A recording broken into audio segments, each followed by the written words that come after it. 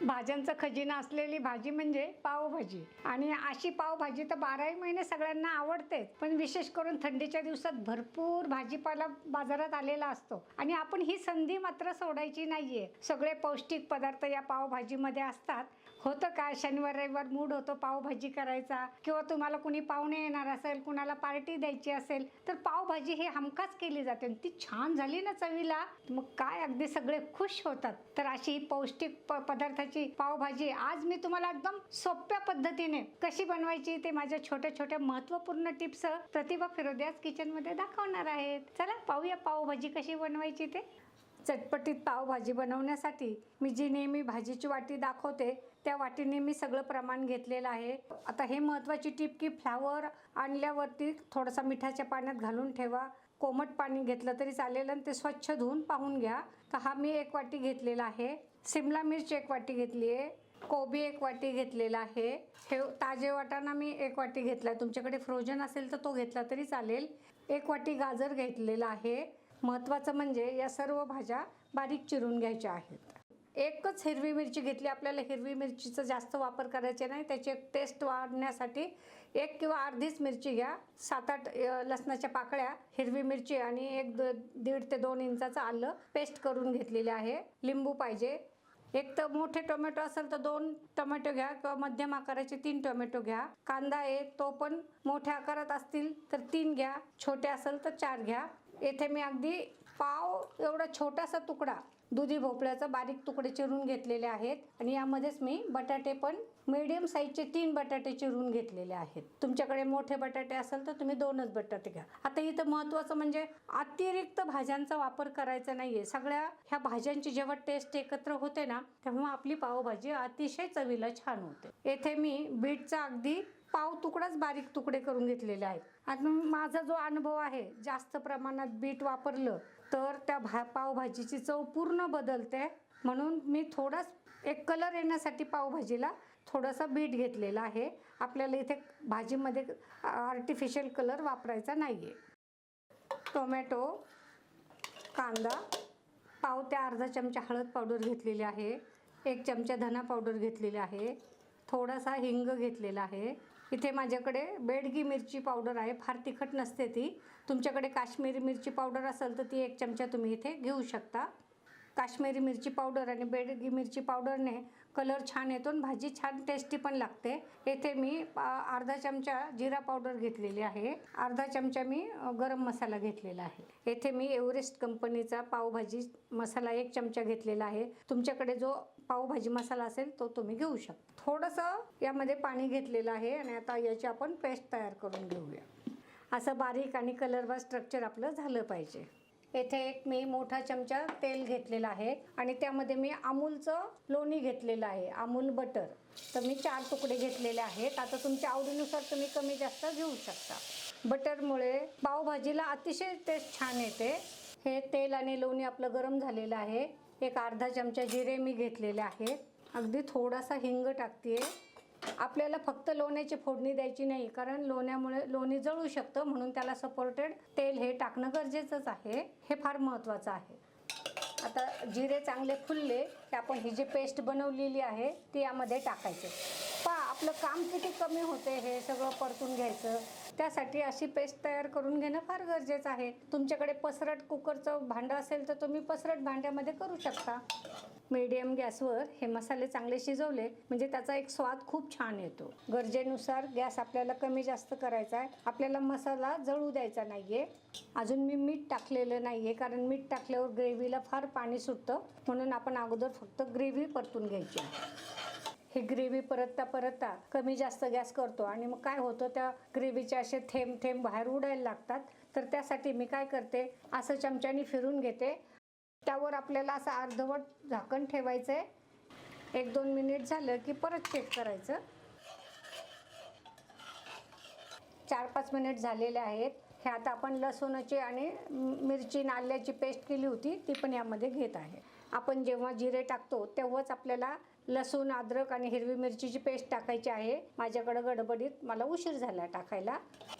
म्हणजे काय होतं, लसणाचा आणि हिरव्या मिरचीचा आणि अद्रकचा कच्चेपणाचा वास कमी होतो. ग्रेव्ही मी कुठेही खाली लागू देत नाहीये. पावभाजीची ग्रेव्ही तुम्ही जितकी छान परतून घेताल तेवढीच तुमची पावभाजी चवीला अतिशय छान होते. ग्रेव्हीला आता चांगलं तेल सुटलेलं आहे. ग्रेव्ही अशी खाली लागत नाही, पाहू शकता तुम्ही. म्हणजे आपली ग्रेव्ही चांगली शिजलेली आहे. जवळजवळ 7-8 मिनिट मी ही ग्रेव्ही मंद आचेवर चांगली शिजून घेतलेली आहे. एक एक करून आपल्याला सर्व भाज्या या मसाल्यामध्ये परतून घ्यायच्यात. मी सुरुवातीला सिमला मिरची टाकलेली आहे. आता हे बटाटे आणि भोपळा यामध्ये घेत आहे. राहिलेल्या सर्व भाज्या आपल्याला यामध्ये घ्यायच्या आहेत. सर्व भाज्या यामध्ये मिक्स करून घ्यायच्या आहेत. चवीनुसार येथे मी अर्धा ते पाऊण चमचा साधं मीठ घेतलेलं आहे आणि अर्धा चमचा मी सैंधव मीठ घेतलेलं आहे. भाज्या सगळ्या व्यवस्थित मिक्स करून घ्यायच्यात आणि ग्रेव्ही सगळ्या भाज्यांना व्यवस्थित लागली पाहिजे. मिक्सरच्या भांड्यामध्ये मी पाणी घेतले. साधारण 1 ते 1.5 वाटी मी जी भाजीची वाटी दाखवते तेवढं पाणी मी यामध्ये शिजायला घेतलेलं आहे. मीडियम गॅसवर आपल्याला 4 ते 5 शिट्ट्या करून घ्यायच्या आहेत. कुकरच्या मी 4-5 शिट्ट्या होऊन दिल्यात आणि कुकर थंड झाला आहे. आता आपण कुकर खोलून पाहूया. हे पहा, भाजी आपली मस्तपैकी शिजली आहे. आता या भाजीला आपलं पाणी पण कमी पडलं नाही आणि जास्त पण झालं नाही, अगदी परफेक्ट झालेलं आहे. जर तुमच्याकडनं चुकून थोडं पाणी जास्तच झालं तर असा पळी चमचा घ्यायचा आणि असा दाबलं की, हे पहा, आता मी दाबून काढते बळच तुम्हाला दाखवण्यासाठी. असं पाणी एखाद्या भांड्यामध्ये असं भाजीतलं पाणी काढून घेतलं म्हणजे आपल्याला भाज्या स्मॅश करायला सोपं जातं. आणि जर तुम्हाला असं वाटलं की आपली भाजी लागतीये, वास यायला लागला, तर पटकन गॅस बंद करायचा. एका ताटात पाणी घ्यायचं आणि त्या ताटामध्ये हा कुकर ठेवायचा. म्हणजे ती भाजी आपली जळता जळता किंवा खाली लागता लागता वाजते. खूप महत्त्वपूर्ण टिप आहेत या. आता ही भाजी मी चांगली स्मॅशरनी स्मॅश करते. जर तुमच्याकडे स्मॅशर नसेल तर तुम्ही रवीने सुद्धा ही भाजी घोटून घेऊ शकता. तुमच्याकडे बॉसची इलेक्ट्रिक रवी असेल तर त्यांनी पण तुम्ही भाजी स्मॅश करून घेऊ शकता. अगदी पटकन होते आणि भाज्या छोट्या चिरल्यामुळे त्या स्मॅश व्हायला पण जास्त वेळ लागत नाही.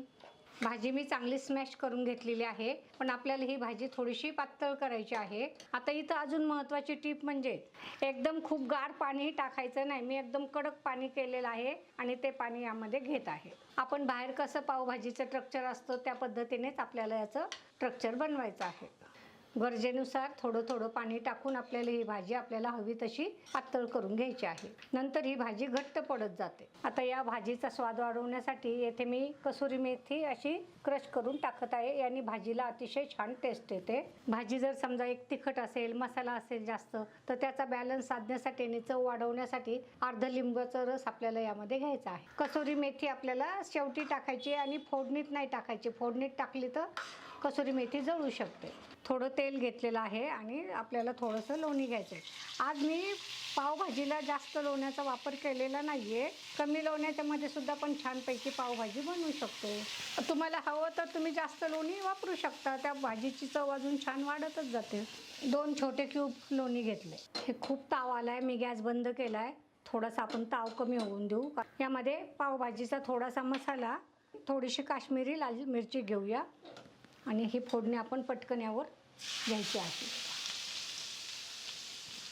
भाजी व्यवस्थित मिक्स करून घ्यायची आहे आणि वरून आपल्याला थोडीशी कोथिंबीर घ्यायची आहे. भाजीची टेस्ट घेऊन पाहिली, छान झाली आहे, पण थोडासा एक पावभाजी मसाला अजून टाकावा वाटतो म्हणून मी अर्धा ते पाऊण चमचा पावभाजी मसाला घेतला आहे. भाजीला छान तवंग येण्यासाठी मी साधारण 1 चमचा साखर टाकलेली आहे. जर तुम्हाला जास्त तिखट पावभाजी नको असेल तर तुम्ही जी मी सिमला मिरचीचं प्रमाण सांगितलंय ते तुम्ही निम्मच प्रमाण घ्या, कारण पावभाजीच्या मसाल्यामध्ये गरम मसाले असतात. किंवा तुम्ही उकडलेला बटाटा सुद्धा त्याच्यामध्ये स्मॅश करून घालू शकता. थोडं साजूक तूप आणि बटर घेतलेलं आहे. त्यावर थोडी पातळ भाजी आपल्याला घ्यायची आहे. भाजी थोडी परतून घेऊया. पाव कट करून यामध्ये आपण हे पाव थोडे परतून घेऊया, म्हणजे ते खायला चवीला अतिशय छान लागतात. पावभाजीची डिश सर्व करून झालेली आहे. त्यासोबत मी मसाला पाव पण केलेला आहे. तुमच्या आवडीनुसार तुम्ही मसाला पाव घ्या किंवा असा तव्यावर तुपाचा भाजून पाव घ्या. पावभाजीची भाजी अतिशय चवदार झालेली आहे. तुम्ही पावभाजी या पावाबरोबर खा. आमच्याकडे तर सगळ्यांना पोळीच्या पराठा करून त्याच्याबरोबर पावभाजी खायला आवडते. तुम्ही पावाबरोबर खा किंवा पोळीबरोबर खा आणि त्याची मजा घ्या. तर अवश्य ही भाजी बनवायची आणि आपले अभिप्राय मला द्यायला विसरायचं नाहीये. भेटूया परत एखाद्या छानशा नवीन रेसिपीसह प्रतिभा फिरोदियाज किचनमध्ये.